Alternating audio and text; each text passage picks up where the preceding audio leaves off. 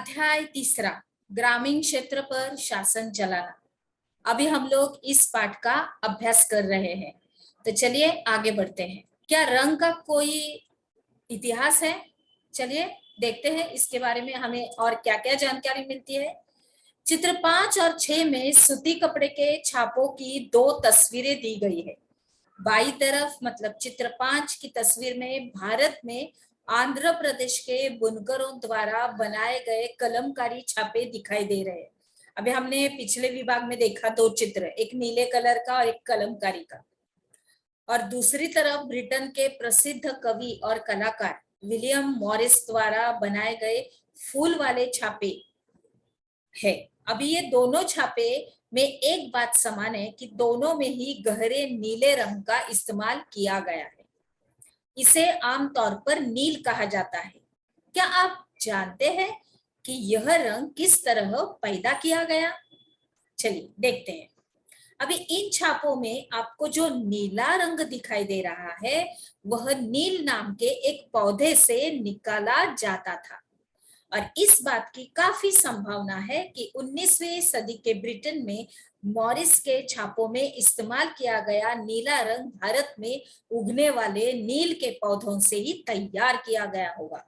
और उस समय भारत दुनिया में नील का सबसे बड़ा स्रोत। भारतीय नील की मांग क्यों थी, देखते हैं।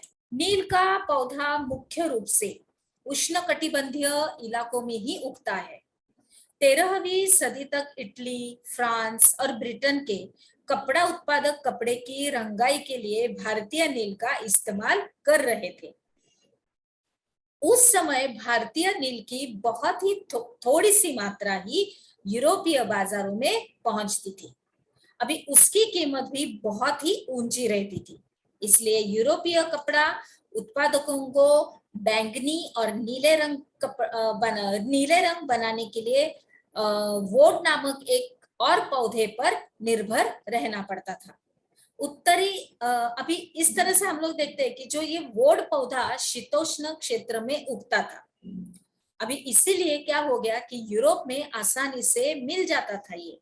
अभी उत्तर इटली, दक्षिणी फ्रांस और जर्मनी और ब्रिटेन के कई हिस्सों में यह पौधा उगता था। और नील के साथ साथ प्रतिस्पर्धा से परेशान यूरोप के वोड उत्पादकों ने अपनी सरकारों पर दबाव डाला कि वे नील के आयात पर पाबंदी लगा दे। आगे क्या हो गया? कपड़े को रंगने वाले तो नील को ही पसंद करते थे और नील से बहुत ही चमकदार नीला रंग मिलता था, जबकि वोड से मिलने वाला जो रंग बेजान और फीका होता था।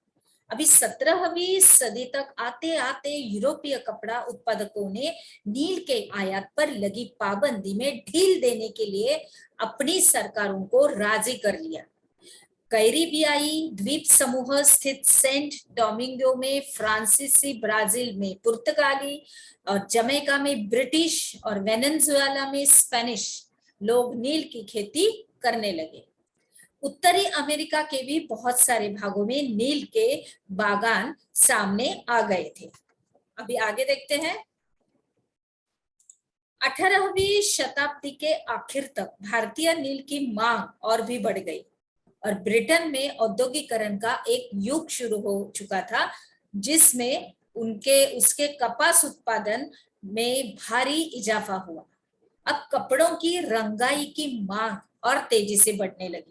जब नील की मांग बढ़ी, उसी दौरान वेस्ट इंडीज और अमेरिका से जो मिलने वाली आपूर्ति अनेक कारणों से बंद हो गई। अभी 1783 से 1789 के बीच दुनिया का जो नील उत्पादन आधा रह गया था।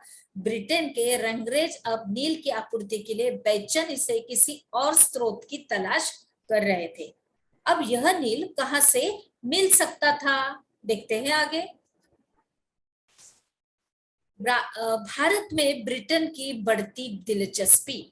अभी यूरोप में नील की जो ये बढ़ती मांग को देखते हुए ईस्ट इंडिया कंपनी भी भारत में नील की खेती बढ़ाने के रास्ते ढूंढने लगी। अभी निज खेती की समस्याएं। बागान मालिकों को निज खेती का क्षेत्रफल फैलाने में मुश्किल आ रही थी, नील की खेती केवल उपजाऊ जमीन पर की जा सकती थी और ऐसी जमीनों पर आबादी पहले ही बहुत ही ज्यादा थी। यहाँ वहां छोटे मोटे खेत ही उनके हाथ लग पाते थे। अभी नील की खेती करने के लिए उन्हें बड़े बड़े भूखंडों की जरूरत थी। अब इस तरह की जमीनें उन्हें कहां से मिल सकती थी? उन्होंने नील की फैक्ट्री के इर्द गिर्द अभी पट्टे पर जमीन लेने के प्रयास किए और वहां के किसानों को हटवा दिया और इससे टकराव और तनाव पैदा हो जाता था। अभी मजदूरों का इंतजाम करना भी आसान नहीं था। बड़े बागान के लिए बहुत सारे मजदूरों की जरूरत होती थी। अभी मजदूरों की जरूरत भी सबसे ज्यादा उसी समय थी जब किसान धान की खेती में व्यस्त रहते थे। आगे बढ़ते हैं। अभी हम लोग यहाँ पर देख रहे हैं सेंट डोमिंगो में गुलामों की बगावत अगस्त 1791 में जनवरी में ये हुआ था। उस वक्त ये चित्र लिया गया है।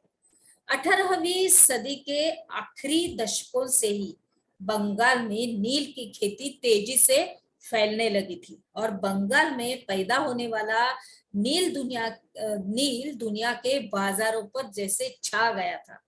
1788 में ब्रिटेन द्वारा आयात किए गए नील में भारतीय नील का हिस्सा केवल लगभग 30% ही था और 1810 में ब्रिटेन द्वारा आयात किए गए नील में भारतीय नील का हिस्सा 95 यानी कि 95% हो चुका था। जैसे जैसे नील का व्यापार फैला, कंपनी के अफसर और व्यावसायिक एजेंट नील के उत्पादन में पैसा लगाने लगे। अभी हम लोग देखते हैं कि समय बीतने के साथ कंपनी के बहुत सारे अधिकारियों ने नील के अपने कारोबार पर ध्यान देने के लिए अपनी नौकरियां छोड़ दी। भारी मुनाफे की उम्मीद में स्कॉटलैंड और इंग्लैंड के बहुत सारे लोग भारत में आ गए और उन्होंने नील के बागान लगा लिए। जिनके पास नील की पैदावार के लिए पैसा नहीं था, उन्हें कंपनी कर्जा देने को तैयार करते थे। अभी आगे देखते हैं हमने क्या सीखा। इसके अंतर्गत भारतीय नील की मांग क्यों थी, इस प्रश्न का उत्तर आपको अपने नोटबुक में लिखना है। तो चलिए अभी हम लोग अगले विभाग में चले जाएंगे।